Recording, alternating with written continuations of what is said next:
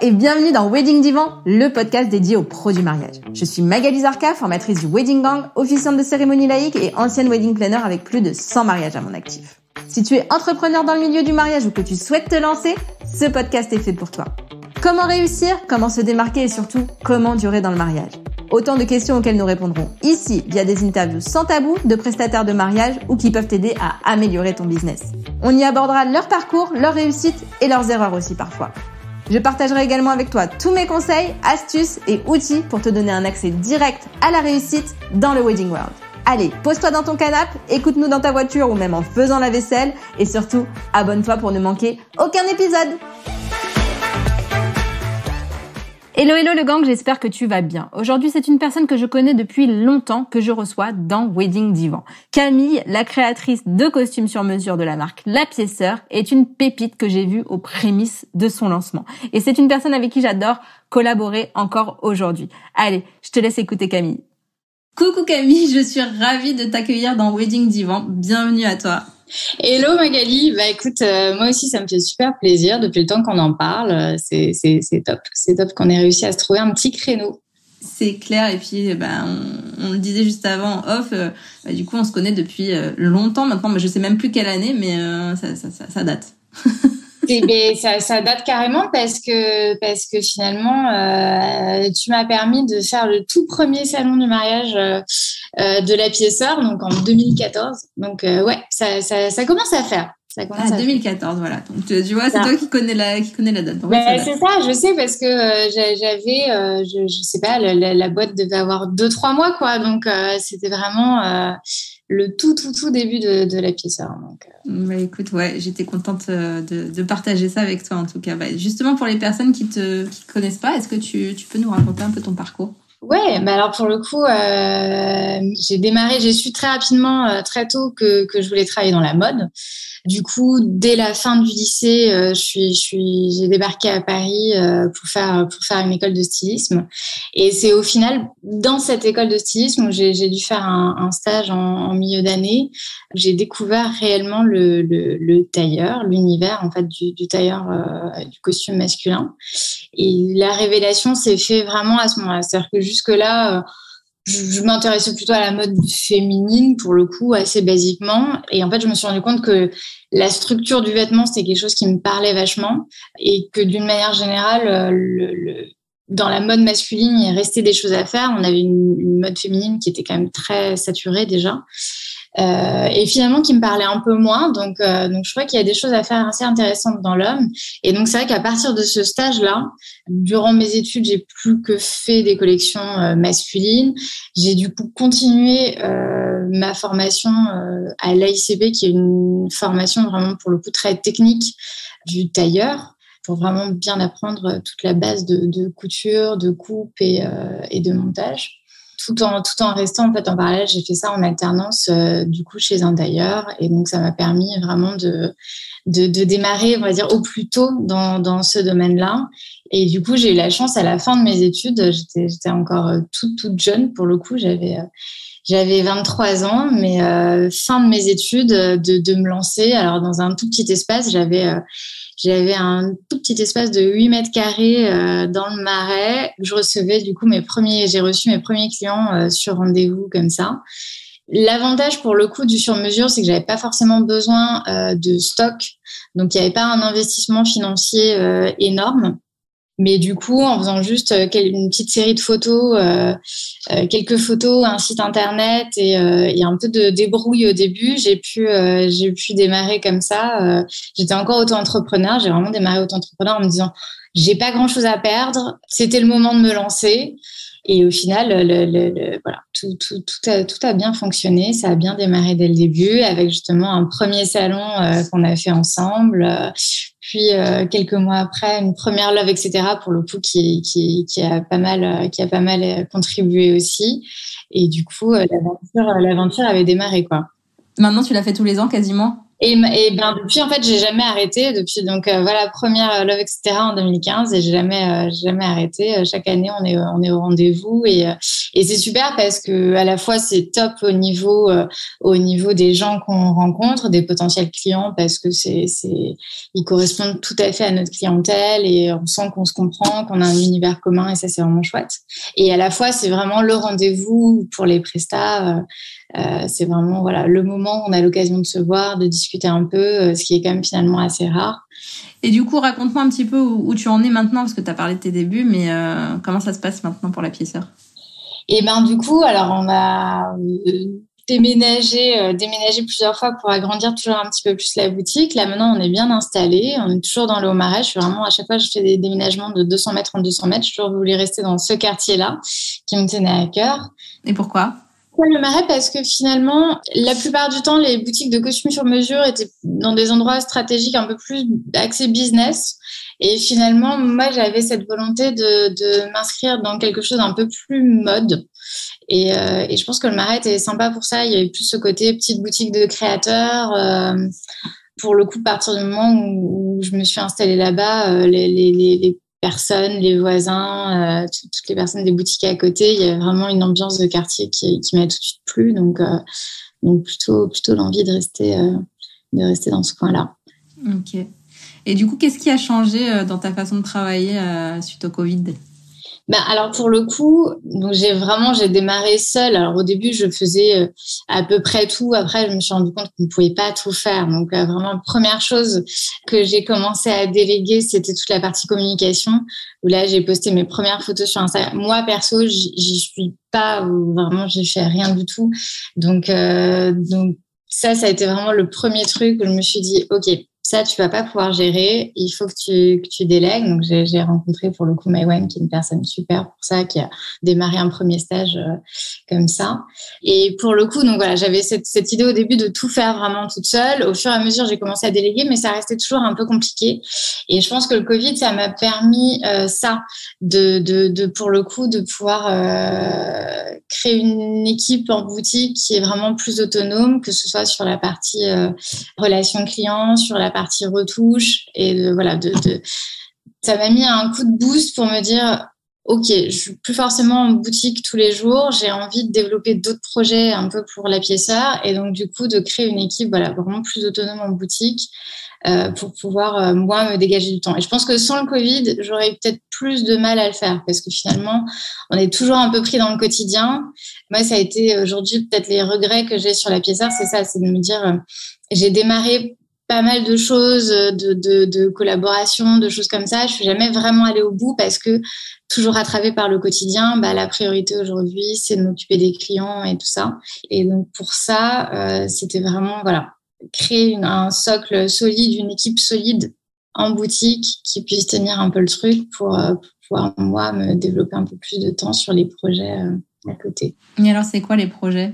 C'est justement ça, c'est des collaborations. On a démarré une collab avec pour le coup d'ailleurs des clients. C'est un client que j'ai habillé pour son mariage et qui avec sa femme sont designers graphiques et qui ont fait plein de petits graphismes super sympas. On voulait commencer à le travailler sur des doublures, sur des petits cotons imprimés pour en faire des access, des choses comme ça.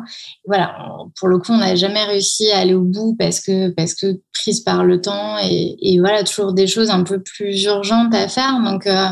Donc là, j'ai vraiment envie de ça aujourd'hui. De te poser sur tes projets. Ouais, exactement. De pouvoir développer un peu plus de collaboration et puis même de petits produits à côté. J'ai fait sur certains shootings des casquettes, des choses comme ça, des petits access un peu différents qui sont des choses qui me font marrer et qu'on fait toujours un peu comme ça.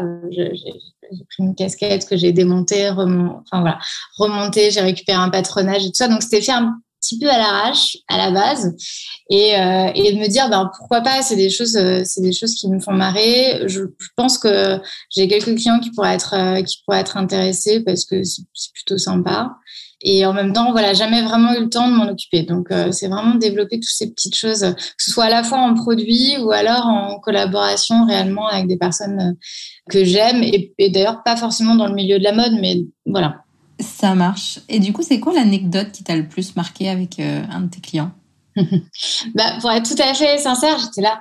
mais qu'est-ce que je pourrais dire? C'était la petite question que tu m'avais envoyée. Ouais. Mais qu'est-ce que je pourrais raconter comme anecdote? Parce que c'est difficile pour le coup. Il y a plein de clients où tu as des super souvenirs parce que c'est pas forcément une anecdote très marquante. Et j'avais justement Maïwan qui s'occupe de la DA et de la communication avec moi, qui du coup me suit depuis les débuts de la Pissarre, qui me dit mais si, mais ce client incroyable, c'est vrai que tu l'avais. Il était un peu perdu, il savait pas forcément ce qui allait lui aller, ce qui allait être bien pour son mariage. Et puis c'est vrai que du coup, j'ai commencé à l'accompagner sur la création de son costume, quel accessoire il pouvait mettre avec, quelle couleur d'accessoire. Finalement, il m'avait demandé des conseils sur les chaussures, donc j'avais conseillé sur les chaussures à acheter, sur le type de chaussettes qu'il pouvait mettre avec. Et du coup, on avait vraiment quoi. Toute la silhouette ensemble, et il m'avait envoyé un petit message en me disant mais vraiment merci parce que du coup jusqu'au dernier détail vous avez créé ma silhouette. J'en ai même parlé pendant mes vœux de mariage parce que vraiment j'étais complètement perdue au début et donc du coup c'est vraiment tout ce côté accompagnement. C'est vrai que pour le coup c'était assez chouette. On va pas toujours aussi loin que ça, mais en tout cas j'ai l'impression que c'est aussi pour ça que les clients viennent, c'est pour la partie conseil qu'on essaye vraiment de développer. Et du coup dans les personnes que j'ai recrutées pour la boutique, c'était un point super important pour moi. C'est d'ailleurs pour ça que j'ai eu du mal un petit peu à lâcher le truc au début, parce que forcément quand tu as ce contact-là avec tes clients, tu te dis bêtement d'ailleurs, mais il y a que moi qui vais pouvoir les conseiller comme ça. En fait, non, il y a plein de personnes qui peuvent les conseiller et ils conseilleront peut-être pas la même chose. Donc ça, pour le coup, c'est vraiment une chose que j'ai appris au fil du temps, de me dire, ouais, en fait, pour le coup, là, aujourd'hui, Rémi qui est en boutique, il va pas du tout conseiller les mêmes choses que ce que moi j'aurais conseillé à son client, et en même temps, le client est ravi, et du coup, ça, c'est un truc que j'ai appris. Il faut pas forcément vouloir tout faire tout seul, et que si les autres le font pas comme toi, c'est pas très grave. En fait, il y a plein de façons de faire pour que ça fonctionne. C'est clair. Et comment tu travailles avec les autres prestataires de mariage ? Pour le coup, c'est particulier parce que dans le processus, quand tu prépares ton mariage, finalement, le costume, ça arrive un peu à la fin. Tous les prestats me disent ça. Hein. À part le lieu, peut-être. Ah ouais, alors non, il y en a quand même. Moi, ils arrivent tous avant moi. Pour le coup, en général, tu as choisi ton lieu, tu as choisi ton photographe, tu as choisi ton officiant, tu as choisi. La robe est déjà choisie, clairement. Le costume, c'est un peu le tout dernier. Donc, nous, on peut conseiller pour des access. Des petites choses comme ça. Les access, des fois, il manque les petits cadeaux invités, des choses comme ça. Mais globalement, on arrive un petit peu à la toute fin du truc. Donc c'est vrai qu'on fait beaucoup, on est pas mal sollicité. Ça, c'est cool pour des shootings d'inspiration de mariage. Et souvent, c'est ça qui est vraiment l'occasion d'échanger ou de rencontrer, de découvrir en tout cas des nouveaux prestataires aussi. Et après, je le disais tout à l'heure, Love, etc., qui reste vraiment pour moi l'événement où ça fait plaisir de retrouver un peu tout le monde. Ok, mais du coup, sur la recommandation par rapport à vous, finalement, il y a peut-être des photographes qui vous recommandent, des wedding planners pour le coup, oui. Alors, je sais parce que on demande souvent aux clients comment ils nous ont connus, et c'est vrai qu'on a souvent des recommandations de wedding planner, de photographes. C'est vrai que pour le coup, c'est les deux. De temps en temps, créatrices de robes aussi. Et c'est vrai que ça, pour le coup, c'est plutôt sympa. Je pense que c'est justement des contacts qu'on a eus de par des shoots ou de gens qu'on a rencontrés comme ça au fil du temps, qui ont tendance à nous recommander. Donc ça, c'est plutôt sympa. Mais c'est vrai que du coup, ça va plutôt dans ce sens-là. C'est que les gens vont nous recommander quand il s'agit de faire le costume. Et on peut pas toujours rendre l'appareil. L'appareil, ok. Écoute, je te remercie en tout cas pour ce partage déjà sur les premières questions que je t'ai envoyées. Et si tu as déjà écouté le podcast, tu sais qu'il y a des questions que je n'envoie pas aussi. Tout à fait. Alors, qu'est-ce que tu as appris sur toi depuis que tu t'es lancée dans l'entrepreneuriat ? Alors, ce que j'ai appris, énormément de choses. Je pense... une des choses vraiment fondamentales, c'est super bateau, mais c'est que j'étais capable de le faire, en fait, parce que c'est pas si évident. Quand on se lance, moi, je me suis vraiment lancée en me disant, rien à perdre, allez, on y va. Et il y a quand même, ça fait 8 ans et demi, bientôt 9. Il y a quand même une petite fierté de se dire, OK, on peut le faire, que c'est pas non plus qu'on a des fois tendance, moi en tout cas j'ai des fois tendance à me faire un peu une montagne de choses à faire quand je me dis faut que je développe la boîte, mais il faut que je fasse ça. Et en fait non, ok, on se pose, on écrit les choses les unes après les autres et on y va étape par étape. Et en fait les choses se font assez naturellement. C'est que voilà, il faut éviter, même si c'est pas facile, de se faire trop une montagne des choses. Il faut juste y aller étape par étape et qu'en fait les choses se font. Et ça, pour le coup, c'est plutôt chouette. Donc plutôt une fierté. Et après, pour le coup, aujourd'hui, c'est toute une vie. Donc en fait, tu te rends compte que ta vie perso se développe en même temps que ta boîte. Enfin, il y a un truc comme ça qui est très, très, très, très, très fusionnel, quoi. Ça va, l'équilibre vie perso, vie pro? L'équilibre, ouais, il y a forcément des hauts et des bas. Des fois, c'est plus compliqué de lâcher un peu prise. Ça, pour le coup, ça a été, alors, à la fois, au début, du coup, les premières années, grosse pression. J'ai fait passer vraiment le pro parce que j'avais l'impression que de toute façon, si je donnais pas tout mon temps à ma boîte, ça ne fonctionnait pas. Et donc là, aujourd'hui, avec l'expérience, c'est un petit retour en me disant, non, en fait, au final, plus je vais prendre aussi du temps pour moi, du temps perso, plus je vais avoir la tête reposée, je vais avoir les idées qui fonctionneront bien pour la boîte et tout ça. Donc, ça, je pense que voilà, forcément, les premières années, on est tête dans le guidon, on y va à fond. Et avec l'expérience, aujourd'hui, c'est prendre un peu plus de recul, du coup, prendre plus de temps pour soi et du coup, gagner en efficacité, en fait, pour la boîte aussi. Ok, et vous êtes combien déjà maintenant dans la boîte en tout? Pour le coup, on est l'équipe, ils sont 3 en boutique et du coup, moi, depuis en plus que je suis maman depuis quelques mois, c'est tout récent. Félicitations. Donc, merci beaucoup. Mais du coup, je reprends, je suis de nouveau en boutique 3 jours par semaine. Après, je suis restée toujours dispo par mail, téléphone et tout ça, mais j'étais un peu moins physiquement présente.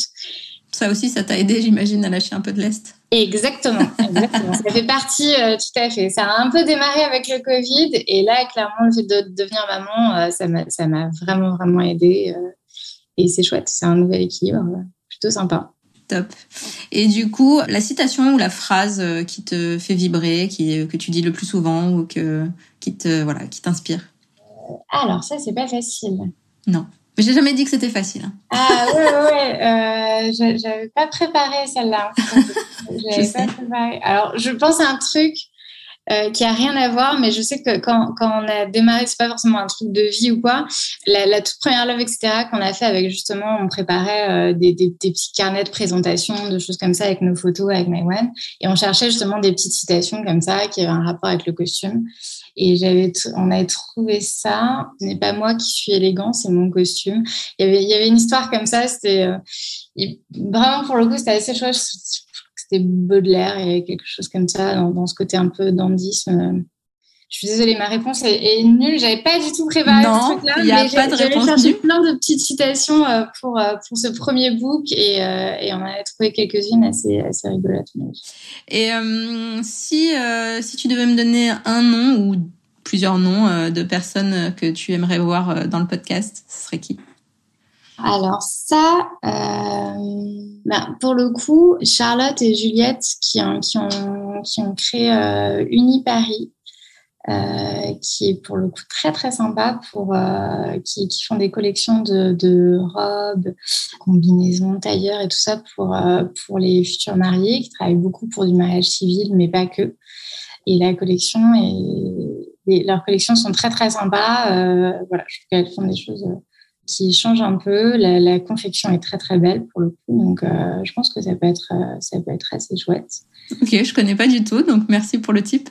Et pour le coup, dans les petits access, alors c'est pareil, dans les accessoires assez sympas, il y a la chambre blanche que tu connais peut-être, qui était présent à Love, etc. aussi. Et en fait, moi j'ai habillé pour son mariage justement Rémi, qui est donc le mari de la créatrice de la chambre blanche.